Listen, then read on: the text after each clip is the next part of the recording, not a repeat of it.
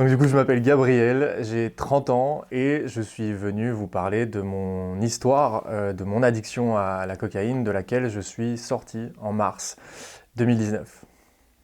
Alors moi, j'ai rencontré la cocaïne, j'avais 17-18 ans, c'était dans un milieu festif puisque j'organisais des soirées assez populaires. On faisait à l'époque, dans les années 2010, plus ou moins 2000 personnes par soirée avec des DJ assez connus de l'époque.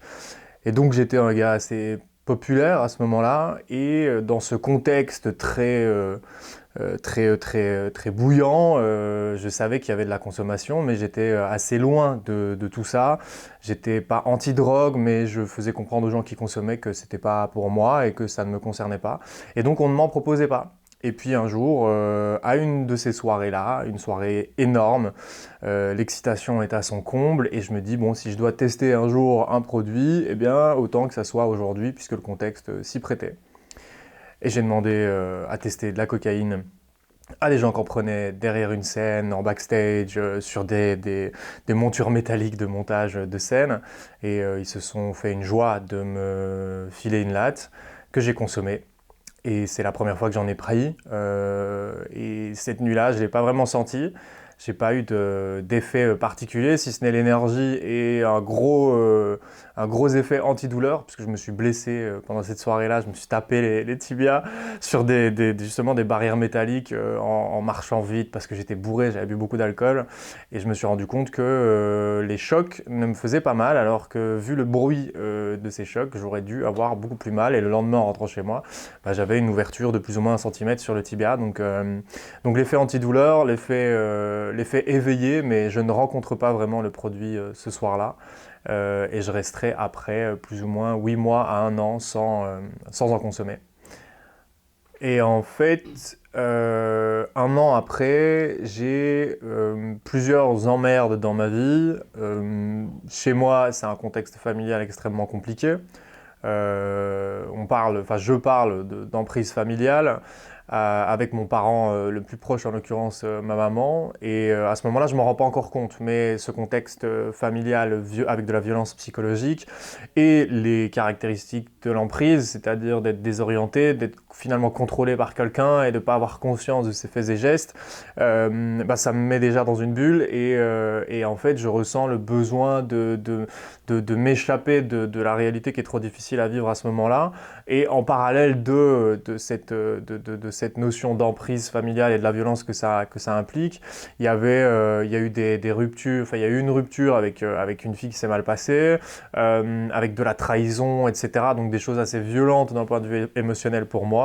Et aussi dans mon contexte social, les amis, les gens avec qui j'organisais les soirées dont j'ai parlé, je commence à m'extraire du groupe parce qu'en fait j'ai envie de quitter ce groupe social parce qu'il y a des choses qui ne me conviennent pas et ils me le font payer. Et donc du coup je subis ce qu'on appelle aujourd'hui du harcèlement. À l'époque je savais pas du tout que c'était ça. Mais donc il y a une espèce de rébellion d'un groupe qui m'exclut parce que comme ils voient que je veux partir, et ben voilà, ils se sont mis tous ensemble et donc ils ont lancé des rumeurs. Enfin il y a eu des choses sur mon dos et j'étais devenu, on va dire, une tête de turc et une cible à abattre parce que j'étais une cible facile. Et donc quand on combine voilà, le contexte social compliqué, une rupture amoureuse compliquée, et en fait, la situation à la maison qui est compliquée depuis le début de ma vie, mais à ce moment-là, j'ai encore aucune idée de ce que c'est. C'est seulement des années plus tard, 5 ou 6 ans plus tard, après 5 ou 6 années de consommation, que je comprendrai que le cœur, je veux dire, le point névralgique de toutes ces années de conso et de fuite de la réalité, c'était l'emprise familiale et ma maman en l'occurrence. Donc, dans ce contexte-là, plus ou moins 8 mois après la première trace, je suis au plus bas, je me sens pas bien, il faut que faut que je m'échappe de la réalité et j'organise toujours des soirées et là je sais qui en a, qui en consomme, qui fait quoi et je sais vers qui me tourner quoi. Et donc du coup c'est ce que je fais, il y a un gars que je connais, je suis sûr qu'il en a, je lui demande et il me donne son sachet comme si on se connaissait depuis toujours et sans aucun problème quoi, mais sans se dire qu'il est en train de me mettre dedans quoi. C'est juste, je suis un parmi tant d'autres et c'est un gars qui était assez généreux de manière générale. Et donc du coup je suis descendu faire tout seul ma première latte de cocaïne dans les chiottes de la boîte dans laquelle on bossait et, euh, et J'en ai pris qu'une, j'ai pris qu'une latte, mais directement après, je lui ai demandé un numéro. Je lui ai demandé un numéro et à partir du week-end d'après, à partir du jeudi suivant même, j'ai commencé à en acheter tout seul. Je commençais à en acheter tout seul. Il y avait ce truc un peu d'indépendance, tu vois. J'avais le contrôle sur quelque chose et c'était une organisation. Ça faisait pas, enfin, tu vois, j'avais un projet. Peut-être un truc du style, tu vois, c'est comme ça que je pourrais le voir aujourd'hui. Et en plus de ça, c'était quand même assez excitant. Je ne vais pas donner des détails sur les lieux où j'allais, mais c'était dans l'arrière-boutique d'un café. On était dans l'univers du football. Ici, on est à Marseille. Je suis sûr que ça existe. Mais c'est des environnements où, voilà, tu vois, moi, le petit jeune de 17, 18, enfin 18 ans, parce que j'avais ma voiture à ce moment-là, qui débarque dans des milieux où, voilà, t'as de la coke, t'as des armes, Et en fait, ils m'ont accueilli, quoi, ces gens-là, tu vois. Parce que j'étais consommateur, je venais acheter, et qu'en plus, je venais de la part d'un gars qui était connu dans le milieu. Je ne veux pas en dire trop, mais tu vois, j'étais un peu ah oui, c'est le pote d'un tel, pas de souci, bienvenue à la maison, tu veux une bière, tu vois. Et c'est pas du tout mon milieu, hein, me suis pas intégré à leur milieu, mais c'était ma petite bulle de je fais un truc de fou, tu vois. Et là, je rencontre le produit, quoi. Donc, je commence par acheter, j'en achète à ce moment-là. Le mec, il accepte d'en faire par demi-gramme, tu vois. Et en Belgique, j'en avais pour 25 euros, donc c'était quand même très accessible, tu vois, même si bon, ça reste de l'argent, ça facilite quand même fort le passage à l'acte quand le prix est aussi bas. Et le problème, c'est qu'à ce moment-là, moi, je m'en rends pas compte. C'est seulement quand j'ai changé de produit plus tard que je me suis rendu compte que la première coke que j'ai eue était vraiment très très très très bonne, quoi. Que c'était un produit qui me faisait des effets sur le moment même que je kiffais beaucoup, quoi. Et donc ça pardonne pas non plus, parce que si tu découvres un produit et que ça te rend malade, tu réfléchis avant d'y retourner. Par contre, quand tu as un truc qui te fait paf et que ça fait paf, tu te dis vas-y, je vais en rechercher, quoi. Et en fait, là, c'est assez rapidement, hein, c'est devenu hebdomadaire. Toutes mes soirées, c'était l'accessoire que j'avais en plus de l'alcool dans mes poches. Et puis là, j'ai commencé à découvrir, si tu veux, les gens qui consomment. J'ai découvert la soirée dans la soirée. Donc, c'est-à-dire, si tu as 100% de gens en face de toi, et dedans, il y a un pourcentage qui va de 5 à 50% selon les endroits où tu vas. Tu peux même monter encore dans certains milieux musicaux, festifs, etc. Et ouais, donc toujours pareil, pendant quelques mois, un demi-gramme. Et avec un demi-gramme, je rentrais chez moi, il m'en restait encore. Et en fait, au bout de 3 4 mois, je suis passé au gramme, à acheter le gramme pour moi, quoi. Toujours un peu en partager avec les gens et tout, mais le demi-gramme devenait plus assez, parce que si je partageais un demi-gramme avec des potes, en fait, j'arrivais à court. Donc du coup, forcément, je prenais le gramme. Et puis, ouais, ça a été la première année. Mais rapide, enfin, je suis tout de suite rentré dans un tunnel, quoi. Je suis rentré dans un tunnel et pendant 3 4 peut-être, ouais, 3 4 ans, je me suis rendu compte de que dalle, quoi. Pour moi, la coke, c'était voilà, ça faisait partie de ma vie, et il y avait pas, j'y pensais même pas, quoi. J'y pensais même pas. Rétrospectivement, je me voyais, tu vois, fondre, devenir blanc, être pas bien. Factuellement, j'avais tous les effets de la merde de la consommation hebdomadaire de cocaïne sur plusieurs années. Euh, je devenais parano, je perdais la tête, j'étais à fleur de peau, j'avais des conduites à risque en bagnole, avec des filles, avec des gens même. Je me retrouvais dans des situations, je me mettais en danger un petit peu, pas à mon insu, mais un peu par concours de circonstances, quoi, tu vois, à rentrer de soirée, t'as fait 2 jours sans dormir et tu fais after, et en fait t'as pas envie de te retrouver seul, et donc du coup tu croises des gens, tu te dis ils sont peut-être sympas, tu fais after et tu te retrouves en fait avec des gens hyper glauques, hyper malsains, et donc du coup qui t'angoissent, et enfin voilà, tu vois, tout ça, je me rendais compte que je vivais ça, mais j'avais absolument aucune conscience que j'étais dans la consommation de cocaïne, tu vois. Genre, c'est bien des années après que je me suis dit, putain, en fait, j'ai peut-être un problème avec la coke. Et puis sur toutes ces années-là, en fait, ce qui se passe, c'est que et l'intensité, enfin la régularité dans la consommation, et la quantité, et l'intensité des week-ends de sortie, ça a augmenté crescendo, et puis il y a eu une espèce d'exponentielle. Donc au début, c'était, bah, je prenais de la... Au début, mes soirées, c'était comme avant avec l'alcool, mais avec juste un peu de cocaïne en plus. Et puis après, c'est devenu... j'ai quitté le monde de ceux qui faisaient que boire et prenaient un petit peu de cocaïne pour me retourner vers l'univers un peu plus techno-électro. Et là, j'ai découvert un deuxième monde, quoi. J'ai découvert un deuxième monde avec des gens qui s'arrêtent pas à 4 heures du matin quand la musique s'arrête, qui vont à des afters, qui font des soirées dans des appartes après, etc. Et donc, il y a vraiment eu ce truc crescendo. Au début, je rentrais chez moi à 4 heures du mat et je dormais pas parce que j'étais allumé. Et puis il y a eu la découverte des soirées techno où là ça finit d'office un peu plus tard. Puis il y a eu la découverte des afters jusqu'à 8-9 heures du matin, puis jusqu'à midi, puis après faire 24 heures sans dormir, puis 24 heures sans dormir, repartir en apéro, refaire soirée, refaire after, etc. La dernière année, faire 3 jours, enfin j'étais sur des 48 heures, 72 heures sans dormir, avec, ouais, au moins 1 gramme solo par 24 heures, mais j'ai même pas, parce que ça tournait en fait, on en achetait tous et il y en avait tout le temps, quand il y en avait plus, on en rachetait, donc j'ai jamais vraiment calculé les quantités. J'en ai jamais consommé seul chez moi, j'ai jamais été un consommateur, enfin si à la fin je l'ai fait, mais quand même, ça a duré 7 ans, sur les 6 derniers mois seulement, j'ai commencé un peu à consommer tout seul. Et là par contre, je me suis rendu compte que que j'entrais dans une catégorie qui allait me mettre en danger, quoi. Je glissais, j'avais plus de limite en fait. La limite c'était l'argent, mais comme je commençais à plus en avoir, mais que mon envie de consommer devenait de plus en plus grosse, bah dans la tête, tu as des idées pas très claires, tu vois. Tu commences à te dire, bon, qu'est-ce que je peux revendre autour de moi, tu vois, pour consommer. Est-ce qu'il me reste des trucs, tu vois, du matériel, un téléphone ou des trucs comme ça, et donc tu cherches. Puis je commençais à avoir des réflexions autour de moi, qu'est-ce que je pourrais shipper, qu'est-ce que je pourrais voler tu vois, pour pouvoir consommer. Et j'étais à 2-3 grammes sur 48 heures.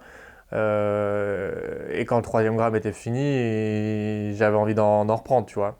Et à ce moment-là, je me suis dit, j'ai réalisé en fait qu'il fallait que ça s'arrête, parce qu'en plus, moi, je buvais aussi beaucoup d'alcool en même temps. J'ai pas d'alcoolodépendance, mais je buvais beaucoup, beaucoup, beaucoup d'alcool parce qu'il fallait que je contrebalance l'effet stimulant de la cocaïne. Et moi, j'ai jamais bloqué, si tu veux, mes descentes avec des benzos. Parce que je voyais la tête de mes potes qui en prenaient et qui faisaient ça depuis longtemps, et j'avais vraiment pas envie de finir comme eux. Donc je chiais ma race des descentes de cocaïne, parce que bah, déjà pas dormir, et puis bref, les descentes. Et donc, ouais, beaucoup d'alcool, beaucoup de cigarettes, et à la fin, ça devenait... une fois que j'avais passé un certain palier avec la coke et avec l'alcool, ben, en fait, je devenais un puits sans fond.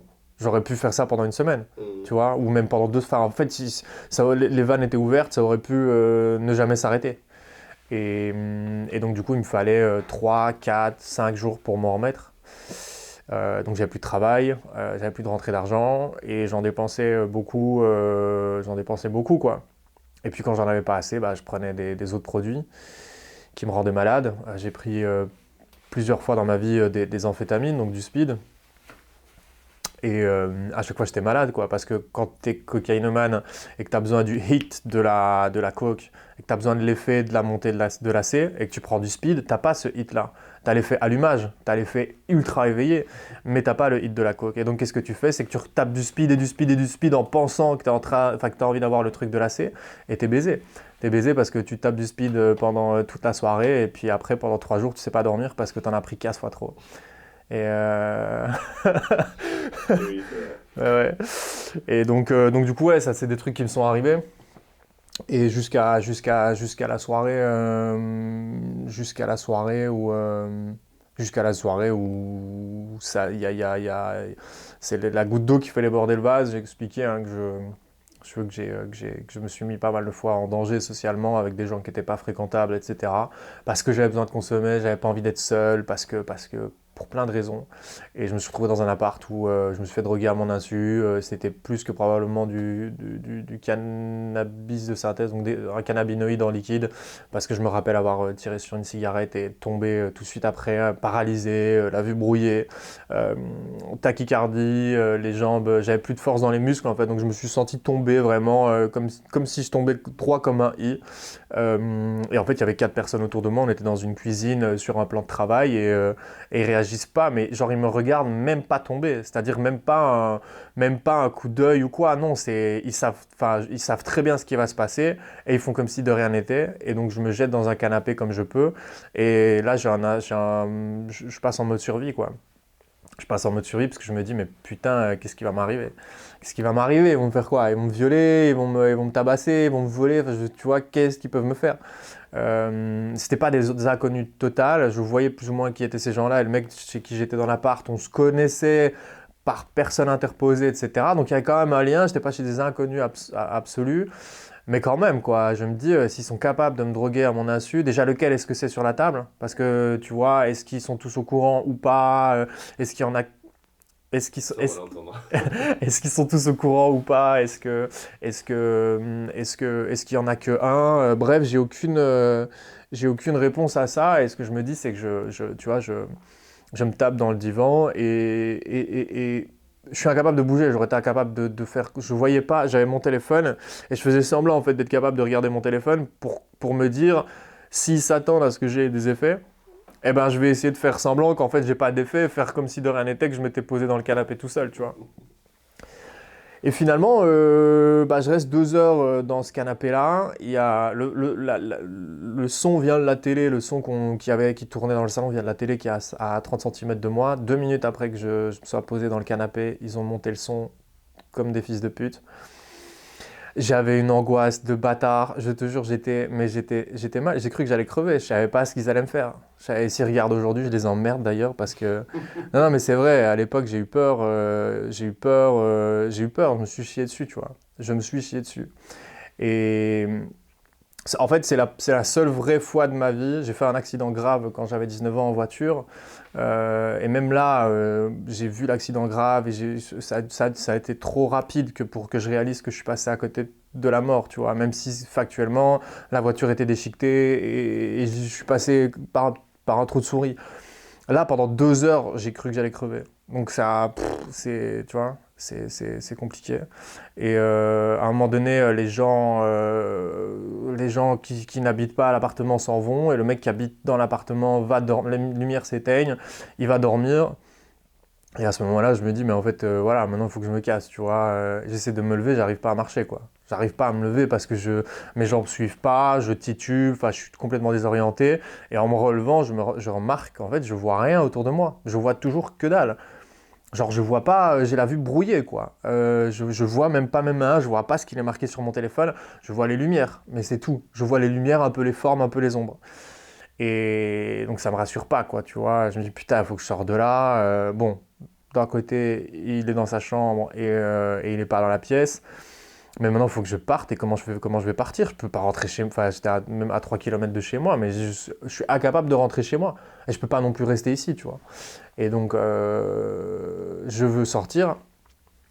J'arrive devant la porte, elle est fermée, barricadée, à clé, tout ça. Et je cherche les clés dans l'appart, je les trouve pas. Et je me dis, bah tant pis, faut que je le réveille, quoi. Pas le choix, faut que je le réveille. J'essaie de le réveiller, sa porte était bloquée avec des trucs et tout pour pas que... Il y avait que moi dans l'appart, on était que deux. Donc tu vois, il avait bloqué sa porte avec des pantoufles, des chaussures et tout. Et le truc, c'est que je savais pas parler. Ça, je m'en rends compte après. C'est que je suis... je suis aphone et je bégaye. Et donc je suis là, à l'intérieur ça bouillonne, j'ai envie de le tuer, de lui arracher la tête parce que je sais qu'il m'a drogué. Et je suis incapable de parler. Et ce connard-là, il profite de ça et il me regarde et il retourne la situation sur moi. Et il me dit, mec, je t'ai accueilli tout le week-end chez moi, et là, t'es en train de me faire une phase, qu'est-ce que t'as? Calme-toi, tu perds la tête, t'as trop consommé. Et il retourne le truc sur moi, tu vois. Et là, moi, je suis incapable de réagir et je comprends qu'il est en train de retourner le truc sur moi et je me dis, mais fou! ça va s'arrêter quand, tu vois? C'est qui ce tordu? C'est qui ce malade? Et je lui dis, d'abord j'ai le premier réflexe, je dis, bah, en fait tu me ramènes chez moi, tu vois. T'as voulu faire le guignol à droguer quelqu'un. Je lui dis pas ça comme ça, mais dans ma tête je dis, mais vas-y ramène-moi chez moi. Le mec il me regarde, il me dit, gros je me relève pas pendant la nuit pour te ramener, tu vois. Et là il commence encore, enfin il s'énerve et il met des couches d'énervement et il prend vraiment l'ascendant sur moi. Et je dis, et à un moment donné, je dis, bah maintenant, enfin, je m'en bats les couilles, tu m'ouvres, tu fermes la porte. Et elle me dit, non, non, il faut que tu te reposes ici. Enfin bref, je dois vraiment insister pour partir. Et en partant, sa porte à la con, il y avait des griffes dessus. Il essaye de me dire que c'est moi. Non, non, il va falloir que tu restes parce qu'en fait, t'as essayé de forcer la porte, etc. Il va falloir que tu la répares. Et j'étais là, mais mec. Ouais, et moi, lui, il avait pas dormi depuis 48 heures et il avait bu de l'alcool et pris de la coke, tu vois. Mais même moi, avec tous les effets de merde et toute la cam qu'il m'avait mis, j'étais encore lucide pour comprendre que c'était juste un bouffon, tu vois. Mais je suis quand même toujours en stress de ouf. Moi, j'attends qu'une chose, c'est d'être de l'autre côté de la porte. Et quand je suis de l'autre côté de la porte, j'attends qu'une chose, c'est d'être dans ma chambre et de fermer la porte à clé et de me mettre dans mon lit et de me dire putain, je suis encore en vie, quoi. Et donc là, je rentre de cette soirée-là. Enfin, pour finir, il me laisse sortir. Et je rentre chez moi avec la mémoire du trajet sur les pavés de ma ville, quoi. Parce qu'en fait, le seul truc que je peux reconnaître, c'est ok, je suis sorti de chez lui, c'est ce trottoir-là. Maintenant, si je vais sur le trottoir de gauche, bah, je serai sur cette rue-là. Et tu vois, c'est comme ça que je reconnais les rues. Et il était quoi, entre 4 et 5 heures du matin, je dirais. Et c'était un week-end, ou je sais plus, enfin, il y avait de l'activité dans la rue, tu vois. Tu serais venu me chercher, tu m'aurais pris, tu m'aurais envoyé pour vendre mes organes dans un pays étranger, j'aurais été incapable de faire quoi que ce soit, tu vois. Donc je suis dans la vulnérabilité la plus totale, en mode victime de soumission chimique et en stress et avec les gens qui tremblent dans la rue, incapable de voir à 2 mètres. Donc du coup, c'est un sacré parcours du combattant que de faire ces 3 kilomètres sans savoir, tu vois, en étant presque aveugle. Pour finir, j'y arrive. Mais genre, je le fais d'une traite, tu vois. Mais j'y arrive, quoi. Je reconnais le trajet grâce au pavé par terre et à la mémoire des rues, etc. J'arrive chez moi et c'est là que j'ai compris que c'était sur mes clopes parce que j'ai refumé des clopes et que j'ai senti à un moment donné qu'il y avait un truc qui allait pas bien, tu vois, avec les cigarettes. Je suis allé voir ma tête dans le miroir, j'avais une tête comme j'ai jamais eu de ma vie avec aucun produit. Même après 3 jours sans dormir, ça m'était jamais arrivé. J'avais les yeux qui sortaient de leurs orbites, j'avais les yeux rouges explosés, mais tous les vaisseaux étaient complètement explosés rouges. J'avais une pâte acide dans toute la bouche blanche, j'ai tiré la langue, je me dis mais c'est quoi ce truc-là? Il y a une usine qui a vidé quelque chose dans ma... C'était incroyable, incroyable la toxicité de cette merde que j'ai eue. Euh, pas de place au doute, quoi. Tu vois, c'est pas un excès d'alcool et de cocaïne. Tu vois ce que je veux dire? Parce qu'au début, moi, je me pose jamais la question. Mais c'est des années plus tard, qu'après, en fait, en recroisant soit de ce gars-là ou des gens, bah, il a nié, tu vois. Il m'a dit que c'était un excès. Il m'a dit, mec, vas-y, assume le fait d'avoir pris trop de coke ce week-end et tout, nanana, c'est parce que t'es un camé, enfin, parce que t'étais un camé. Tu vois, il a voulu remettre la faute sur moi, mais je veux dire, il y a zéro doute, quoi, tu vois. Zéro. Les effets, plus l'état dans lequel j'étais le lendemain, et plus le fait aussi que plus tard, en voyageant au Vietnam, un jour, il y a un gars mais qui m'a expliqué, il m'a dit, il y a de la drogue, il y a du cannabis de synthèse dans ma vape. Si tu veux, tu peux essayer. Donc, il m'a pas drogué à mon insu, mais je savais pas du tout à quoi m'attendre. Et j'ai testé, j'ai eu exactement les mêmes effets. Exactement les mêmes effets. Donc voilà, tu vois, j'ai pas la preuve médicale, mais j'ai la preuve, quoi, tu vois. Il y a zéro doute que ce connard-là m'a drogué. Et en fait, je me sers de tout ce truc-là, toute cette angoisse pour arrêter. Ça faisait déjà quelques années que je me disais que ma vie devait changer. Moi, à ce moment-là, tu vois, j'ai pas le réflexe j'ai pas la pensée de je dois sortir de l'addiction. Je me considère pas comme un addict. Je me considère comme un mec qui doit changer de vie parce que sa vie c'est de la merde et qui se fait du mal avec la coke, etc. J'ai pas du tout ni le mot addiction ni tout l'imaginaire médical qu'il peut y avoir à côté. Et par contre, le fait d'en avoir chié à cette soirée, d'avoir été drogué à mon insu et tout ce que j'ai raconté, Et bah déjà sur le trajet, même déjà dans le divan, tu vois, je me disais, bah en fait c'est fini, c'était la dernière fois que tu prenais de la coke, quoi.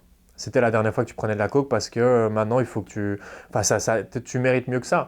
Tu mérites mieux que de traîner avec des connards et de finir dans des appartes avec des gens que tu connais à peine, à raconter ta vie alors que finalement ils en ont rien à foutre de ta gueule. Et puis après à te faire droguer à ton insu parce que tu as tellement besoin d'être avec des gens et de consommer qu'en fait tu es capable d'aller te mettre en danger et de tellement pas avoir de limites que les autres bah, profitent de toi, tu vois. Et ça m'a choqué de ouf. Ça m'a choqué, le truc de trop, ça a été le déclic. Et je te dis, c'est 2 heures où je sais pas si je vais sortir de là vivant. Il m'est rien arrivé. Ils m'ont rien fait, tu vois, ni lui, ni les gens qui étaient là. Mais pourquoi ils ont fait ça? Qu'est-ce qui aurait pu se passer si j'avais été plus KO? J'en ai aucune idée. Zéro, j'en ai aucune idée. Et donc c'est cette peur-là en fait où je me dis, mais mec, en fait, c'est un signe quoi. C'est un signe du fait que c'était ta dernière soirée sous coke. C'était ta dernière soirée sous coke et maintenant tu vas couper net tous les contacts que tu as, arrêter de voir les gens, changer d'environnement et tu vas reprendre en main ta vie et tu vas te mettre à travailler pour accomplir des choses qui te font plaisir et qui te font du bien et pas et arrêter, j'allais avoir 26, 27 ans, je sais plus exactement. Donc je voyais les 30 ans arriver. Je disais, mais moi, ma vie, en fait, ça va pas être prendre de la coke tous les week-ends et traîner avec des connards, quoi. Donc je me suis servi de la trouille ultime de crever que j'ai eu ce soir-là pour arrêter et j'ai arrêté d'un coup. J'ai arrêté d'un coup et, euh, et voilà. Donc à partir du lendemain, j'ai, euh, il y avait plein de gens autour de moi, des gens, des relations toxiques en fait, des relations qui n'étaient pas équilibrées, des relations où c'était moi qui donnais beaucoup plus que ce que les gens donnaient. Tu vois, donc des potes, un meilleur pote, j'étais tout le temps là pour lui, mais lui il était jamais là pour moi, tu vois, des gens comme ça, ou bien des meufs pas équilibrées avec qui j'étais, parce que j'avais besoin d'une présence, et tu vois, de ce genre de trucs, j'ai envoyé chez tout le monde, mais d'un coup, genre j'ai tiré la chasse, direct. Et le fameux gars en question trompait sa meuf depuis des années. En fait, je voulais plus que ces gens-là me contactent et je ne voulais plus avoir la possibilité de pouvoir les contacter. Et je me suis dit, mais si j'ai leur numéro, leur compte, etc., Facebook et tout, il y aura toujours un moyen. Et en fait, je me suis dit, mais ça fait des années que tu as envie de leur dire leur cas de vérité et qu'il faut que tu te libères de ce poids-là. Et en plus de ça, je savais très bien en leur disant que la vérité, hein, en leur disant que la vérité de ce que je pensais sur eux, mais de qui ils étaient vraiment, bah, que d'eux-mêmes, ils allaient me dégager. Mais sauf qu'en fait, moi, je faisais le geste pour les dégager. Mais tu vois, pour pas. Enfin bref, c'était un peu particulier comme stratégie, mais ça a marché de ouf parce que voilà, la meuf du pote avec qui je traînais tout le temps à l'époque, je sais plus si c'est elle qui m'envoie un message ou quoi. Je dis écoute, non, vous allez arrêter de me faire chier. Chaque fois qu'on sort, ton mec il te trompe. Arrêtez de me casser les couilles. Toi, tu fermes les yeux. Lui, il te ment tout le temps. Moi, j'en ai marre. Ça fait des années que on fait des repas ensemble. Je te vois et je suis obligé de mentir. Et je suis obligé. Enfin, tu vois, lui, il a plusieurs vies et moi, je suis là et je suis obligé de, tu vois, de jouer le jeu et tout. Moi, c'est fini. Moi, voilà. Tu prends ça. Arrête de me casser les pieds. Maintenant, t'es au courant. Et puis lui, il m'a envoyé un message. Tu vois, c'est parti un peu en mode, oui, c'est l'homme à abattre, nanana, Gabriel et tout. Et j'étais là en mode, putain, trop bien, ça a marché, quoi. Et c'est un peu, j'ai fait ça avec plein de gens. Hein. Là, c'est un exemple, mais j'ai fait ça avec plein de gens. C'était pas, ne faites pas ça à la maison. Hein. C'est une cascade qui est risquée quand même parce que voilà. Mais moi, j'en avais plein le cul quoi. Ça faisait des années qu'on se connaissait. Hein. Et il fallait que je change d'environnement. Et donc, ma manière à moi d'être sûr de pas retourner à cet environnement-là, c'était de leur dire, bah, vous avez toujours été des connards et maintenant je vous le dis et ciao quoi. Voilà. Et donc ça a été ma manière à moi de garantir un petit peu. Parce que comme je connaissais, tout le monde se connaît dans la consommation, enfin, je connaissais plein de gens. Bah, si je faisais sauter une bombe, ça faisait sauter toutes les autres autour parce que les gens se connaissaient. Moi, je sortais plus, donc ils se parlaient entre eux. Ouais, Gabriel, il y a eu ça, il y a eu ça, il y a eu ça. Et donc, moi, je savais que je ne retournerais jamais dans les soirées parce que voilà. Donc, j'ai vraiment barricadé le truc, tu vois. Genre, ouais, c'est comme si j'étais dans un tunnel, bah, j'ai fait sauter derrière moi pour être sûr de ne pas pouvoir faire marche arrière. Mais sauf que je ne savais pas ce qu'il y avait en face. Je savais qu'il fallait que je continue à avancer, mais je ne savais pas s'il y avait une sortie ou pas. Et donc là, Je me suis beaucoup isolé, je me suis concentré déjà sur le fait de ne pas recontacter les gens, de ne pas boire d'alcool, parce que l'alcool était quand même un sacré tremplin à l'époque. Aujourd'hui, je peux boire sans problème, même si je bois beaucoup moins, mais enfin même quasiment rarement, on peut le dire. Mais à l'époque, j'avais conscience que deux bières, voilà, la première bière appelait la deuxième, puis appelait la troisième, et, Regarde. et après, ça appelait le dealer, quoi. Ouais, ouais. Et donc du coup, c'était surtout ça. Je n'avais pas spécialement de gestion de craving, tu vois. Enfin, en tout cas, je m'en rappelle pas, parce que comme je le disais, moi, j'ai pas vécu l'arrêt de la coke comme une sortie de l'addiction. J'ai vécu l'arrêt de la cocaïne comme faut que tu changes de vie, il faut que tu prennes soin de toi, et il faut que tu arrêtes de faire de la merde avec des gens qui n'en valent pas la peine. Donc j'avais pas cette charge mentale de l'addiction, de ah, c'est dur, ah, j'ai envie de consommer. Non, j'ai arrêté comme ça et j'ai commencé à faire du sport à fond, du vélo matin, midi et soir. Je ne suis pas rentré dans l'addiction au sport, hein, mais j'avais besoin physiquement de me défouler, de reprendre le contrôle, tu vois, et de ressentir des sensations physiques, de voir que j'étais capable de faire de la performance, de vivre pour moi, de me reconnecter de redevenir conscient de qui j'étais, de ce que je faisais, tu vois. Et j'ai passé beaucoup de temps à lire, j'ai passé beaucoup de temps à écrire. J'ai écrit toute mon histoire en fait pendant cette période-là. J'ai arrêté en mars 2019 et en fait au mois de décembre 2019, je partais pour l'Asie du Sud-Est parce que je voulais partir là 3-4 mois et vraiment faire un break et revenir après les 3-4 mois avant et faire l'avant-après si tu veux. Et pendant ces 7-8 mois-là, ben, j'ai écrit toute mon histoire, je fais du sport, j'ai lu, j'ai pris soin de moi. Et là, j'ai recommencé à raccrocher un peu à la vie, à la réalité, quoi. Et puis après, je suis parti au Vietnam et c'était juste 2 mois avant que le Covid ne soit annoncé. Et j'ai eu une chance incroyable, c'est que bah, en fait, je suis resté au Vietnam pendant le Covid parce qu'ils avaient réglé la situation alors qu'ici, ça commençait à être la merde. Et finalement, j'ai passé 2 ans au Vietnam alors que enfin, j'étais en liberté, quoi. Parce qu'ils avaient fermé les frontières, ils avaient réglé le problème et tout rapidement. Et donc je suis resté au Vietnam et ça m'a servi, mais de ouf, mec. J'avais le pays pour moi tout seul, j'ai pu passer du temps avec moi-même et je me suis rencontré en fait ce jour-là. Je me suis rencontré, j'ai vraiment pu poser des mots et des idées sur qui j'étais, ce que j'avais envie de faire, de ma vie, etc. Tu vois. J'avais jamais eu ce temps-là. Je l'avais jamais eu. Je savais pas. Je savais que je souffrais, que je venais de l'emprise familiale, que je venais de la cocaïne. Je savais tout ça, mais au fond de moi, je savais pas qui j'étais, quoi. Enfin, je le sentais. Je sentais que j'avais des qualités, qu'il y avait des choses qui chez moi me plaisaient, mais que je pouvais pas exploiter ou mettre en pratique parce qu'il y avait tout le contexte. Et donc le Vietnam, ça a été un sas de décompression. Déjà le fait d'être loin et de la consommation et de l'emprise familiale. Bah, j'ai quitté le mode de survie que j'avais depuis que j'étais gosse, quoi, tu vois. Le truc que je cherchais, en fait, à supprimer, l'état dans lequel je cherchais enfin, duquel je cherchais à m'échapper, c'était l'angoisse créée par la violence psychologique que je subissais depuis ma naissance. Et pour la première fois de ma vie, quand j'étais au Vietnam, eh ben, mon corps s'est relâché, quoi. Mon corps s'est relâché, j'ai pu respirer, j'ai découvert la méditation à ce moment-là. Je me suis rendu compte que c'était incroyable parce que pour la première fois de ma vie, mon corps était juste mon corps, quoi, et pas une boule de nerfs, pas avec le ventre crispé, pas avec le risque que derrière il se passe quelque chose, ou que dès que je passe le pas de la porte, bam, j'ai quelqu'un qui me gueule dessus et qui me descend, et qui me dénigre, qui me dévalorise. Et donc, le Vietnam, ça a été incroyable. Et puis, au total, je suis resté 3 ans à l'étranger. Je suis revenu quand le Covid a commencé à plus ou moins, ça a commencé à aller mieux. Euh, j'ai commencé à rentrer progressivement vers l'Europe. Je suis resté 3 mois en Turquie, 3 mois en Albanie, 4-5 mois en Espagne, toujours dans des pays où il y avait pas trop il y avait moins de restrictions qu'ici. Et donc au total, ça m'a fait une bulle d'air de 3 ans. C'est pas rien, 3 ans quand même, hein. Et ça a été déterminant dans mon parcours en fait. Être aussi longtemps loin de mon environnement et livré à moi-même, mais pas dans le sens négatif du terme, c'est-à-dire, enfin si, enfin dans tous les sens, enfin dans les sens positifs plutôt, c'est-à-dire d'avoir la clarté d'esprit, d'avoir le recul et l'apaisement dont j'avais besoin pour reconstruire les bases de ma vie, quoi. Parce que moi, j'ai dû me construire, j'ai pas dû me reconstruire, j'ai dû me construire.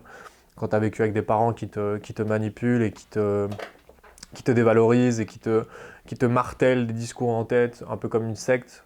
C'est la même chose qu'une secte, sauf que c'est dans c'est sous un seul toit, tu vois, c'est pas un groupe, mais c'est les mêmes principes, c'est les mêmes.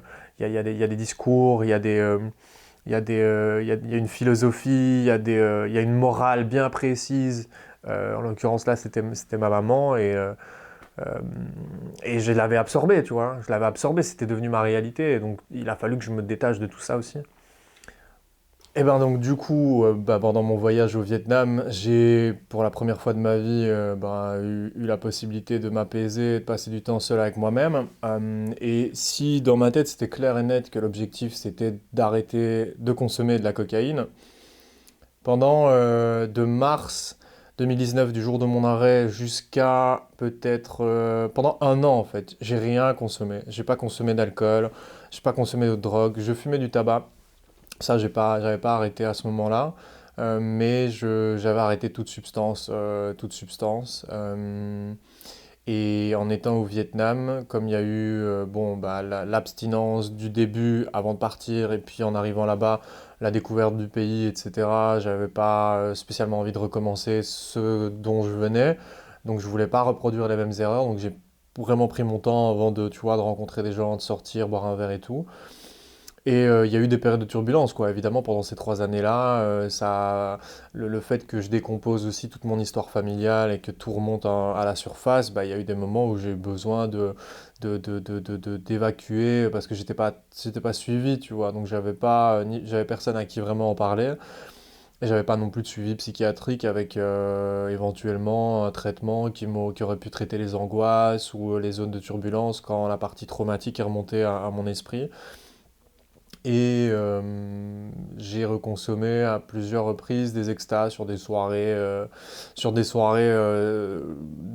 techno ou musique électronique dans des super endroits, sur des rooftops d'hôtels. Enfin, c'était un peu compliqué de résister quand t'as bu des verres et que tu vois, t'as des potes. La situation aussi fait que, tu vois, c'est la pandémie et le monde est à l'arrêt. Toi, t'es en liberté dans un pays où tu peux faire ce que tu veux.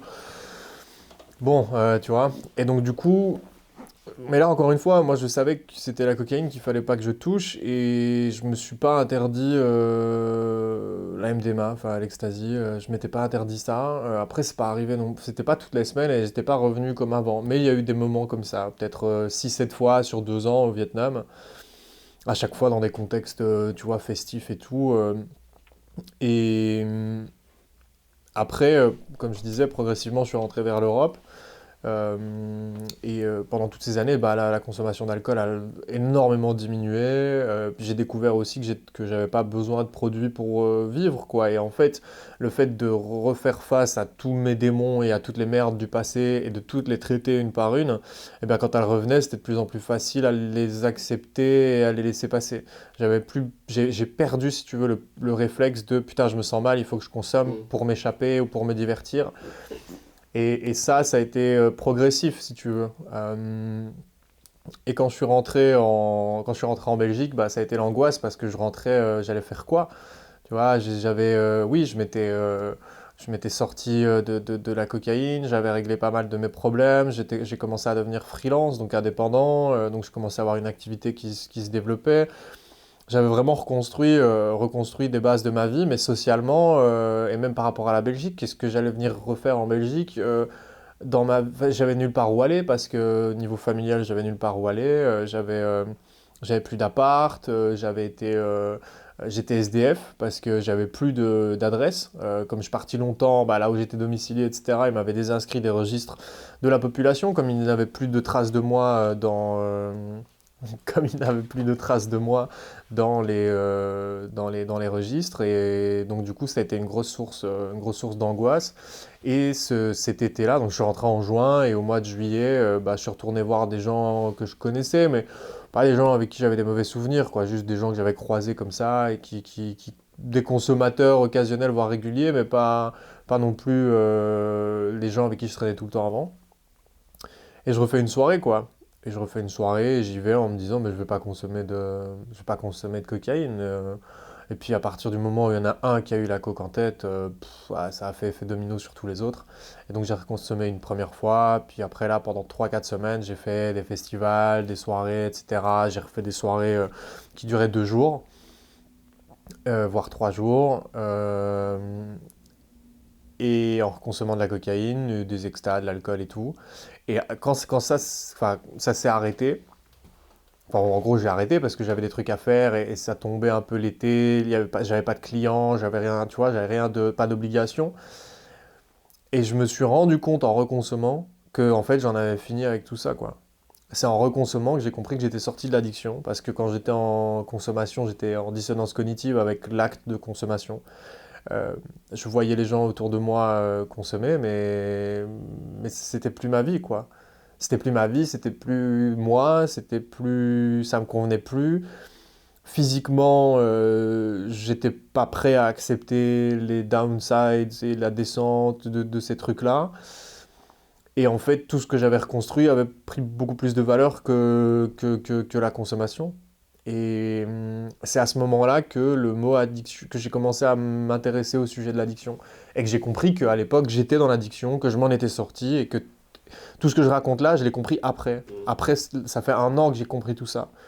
Et de là, ça commence à tourner dans ma tête. Je me dis, mais c'est des apprentissages en fait. Tu vois, chaque étape est un apprentissage, chaque pas accident, mais c'est pas non plus une rechute parce que je suis pas retombé dans l'état dans lequel j'étais avant, mais chaque dérapage, chaque échec, et que ça peut être sur le plan consommation, sur le plan social, sur le plan amical, le plan des filles aussi. Euh, t'es confronté à des choses qui étaient compliquées avant, et maintenant aujourd'hui, t'es confronté à des trucs et t'as plus le produit. Donc t'as 100% de la réalité. Et il faut la traiter. Et donc, tu vois, à chaque fois, c'est des marches comme ça que tu gravis, des étapes. Et c'est comme ça que je me suis rendu compte que j'en avais fini. Et puis, comme je disais, ça tourne dans ma tête pendant quelques mois. Arrive arrive l'hiver, mois de décembre. Et là, je traverse une période de passage à vide parce que je me rends compte que j'ai fait beaucoup de travail, mais qu'il y a des choses qui ne sont pas réglées et que je suis quand même très isolé, très seul. Euh, et qu'il y a beaucoup de choses à construire. Donc, tu vois, je me rends compte que je suis sorti d'une très grosse étape et d'une très grosse merde, mais que le travail n'est pas fini, quoi, qu'il y a encore des trucs à faire. Et donc là, je me dis, putain, il faut repartir, quoi, il faut repartir au combat. Et en repartant, en me disant, il faut repartir au combat, je me suis dit, en fait, il me faut un combat, quoi. Il me faut une force supplémentaire pour pouvoir continuer ce travail-là. Et le réflexe, ça a été de partager mon histoire. En me disant, bah déjà, il faut que ça sorte de ma tête, il faut que d'autres personnes soient au courant. Que ce soit sur la partie emprise familiale, parce que avec toutes les années et le travail que j'ai fait de réflexion autour de tout ce qui m'est arrivé, j'ai la capacité d'en parler, de donner des détails, sans être trop... j'ai pas pour objectif non plus d'être vulgaire ou tu vois, de faire du pathos pour que les gens, tu vois, soient touchés absolument par l'histoire. Non, voilà les faits parce que je les ai vécus, parce qu'on m'a pas cru, parce que j'ai besoin d'être entendu. Et je me suis dit, bah, en fait, mon combat, il est là. Mon combat, il est de parler de mon histoire dans la consommation de cocaïne, de parler de mon histoire dans l'emprise familiale, parce que à l'époque où moi, j'ai eu besoin de m'en sortir et où j'étais vraiment tout seul, euh, littéralement au bord du suicide, à l'époque où j'ai découvert qu'en fait, ma mère était le cœur du problème, eh bien, je me suis tourné vers les témoignages. Il y avait des émissions comme Ça commence aujourd'hui, qui était un énorme pilier pour moi. Et puis plein de témoignages plus ou moins anonymes sur les réseaux sociaux, des blogs, des trucs voilà, que je pouvais lire. Et des gens qui me racontaient mon histoire. Et le fait de voir l'histoire des gens raconter la mienne avec des détails différents et des situations différentes, ça m'a aidé à comprendre que j'étais pas fou et que j'étais pas le seul et que savoir que d'autres s'en étaient sortis, ça me donnait pas un chemin, mais ça me montrait, ça me prouvait que c'était possible. Et tout ça, en fait, depuis le jour de l'arrêt jusqu'au, tu vois, 3 ans et demi, 4 ans après, ça travaille dans ma tête, dans mon esprit. Et à un moment donné, tout ça se cristallise. Et je décide de publier mon histoire sur LinkedIn. Et c'est viscéral, c'est-à-dire que le jour où je me dis, en fait, j'en parle, je me mets sur la rédaction de mon premier texte et je passe 8 ou 10 heures dessus. non-stop sur une journée, je termine à 2-3 heures du matin. Le lendemain, je reviens dessus, je remodifie des virgules, des points, etc. Et je me dis, je sais pas où je vais avec ce texte-là, je sais pas ce qui va se passer, mais j'en ai besoin et je veux être fier de ce texte. Donc je le travaille comme un dingue, mais vraiment comme si j'écrivais une chanson ou tu vois un truc comme ça. Et je me dis en fait, j'ai pas le droit à l'erreur d'une certaine manière parce que ce que je vais raconter est tellement pas attendu, peut-être pas au bon endroit sur une plateforme professionnelle. Je veux que la personne qui soit prise dedans malgré elle, elle soit respectée aussi. Tu vois, que le lecteur, il soit pas pris en otage par une histoire qu'il a peut-être pas envie de lire. Et donc j'ai écrit mes textes comme ça. Et ça a explosé. Genre, ça a explosé, des millions de vues, etc. Des centaines de messages de gens qui me disaient ouais, tu racontes ma vie sans raconter la mienne, quoi. C'est exactement ce que moi j'avais eu comme bénéfice par rapport à des gens qui avaient témoigné. En fait, ça me revient dans la figure, quoi. Mais de manière ultra positive. Et là, je me dis, mais putain, en fait, tout ça, ça a un sens. Tu vois, toute cette histoire, toute cette merde, ces 30 ans de noirceur, etc. Aujourd'hui, j'ai le pouvoir de transformer ça. Non seulement pour moi, parce que j'avais besoin que ça sorte, j'avais besoin que le monde soit au courant, quoi. J'avais l'impression de me balader dans la rue avec un mensonge de la consommation et de l'emprise. Et c'est sorti. Et en voyant tous les messages et en constatant le bien que ça pouvait faire aux autres, là, je me suis dit, voilà, tu l'as ton combat. Tu vois, tu as le truc qui te manquait dans ta vie pour maintenant bah, tout donner et aller construire des projets qui te dépassent. Parce que j'ai toujours eu, même si j'ai toujours été écrasé par mes parents, enfin, par ma mère en l'occurrence, et l'environnement familial où je vivais chez elle, les beaux-pères, etc. J'ai toujours eu une flamme au fond de moi, tu vois. J'ai toujours eu un truc de me dire, t'es capable de faire des grandes choses. T'es capable J'ai toujours eu une certaine manière conscience de certaines de mes capacités, notamment la communication, notamment l'écriture, notamment le relationnel, l'écoute, l'empathie, etc.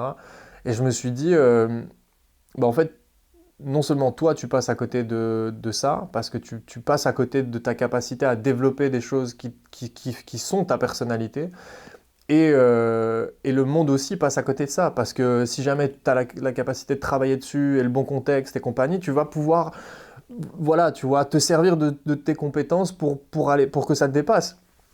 Et là, j'avais le projet, quoi. J'avais accumulé des compétences en communication, en gestion des réseaux sociaux, une capacité à restituer mon histoire de manière logique et cohérente, comme je le disais, sans faire du pathos, de savoir euh, comment formater, si tu veux, pas formater, mais adapter mon récit à des réseaux sociaux pour qu'il y ait de la portée, etc. Et en plus de ça, le combat profondément ancré en moi c'est les planètes s'alignent en fait à ce moment-là. Quand je publie mes premiers posts, les planètes s'alignent et je me dis, ok, j'ai cherché pendant 30 ans ma place sur Terre et je l'ai trouvée quoi. Donc c'est comme ça que ça s'est passé en janvier 2023 et donc c'est là, aujourd'hui je suis à ma place. Ouais.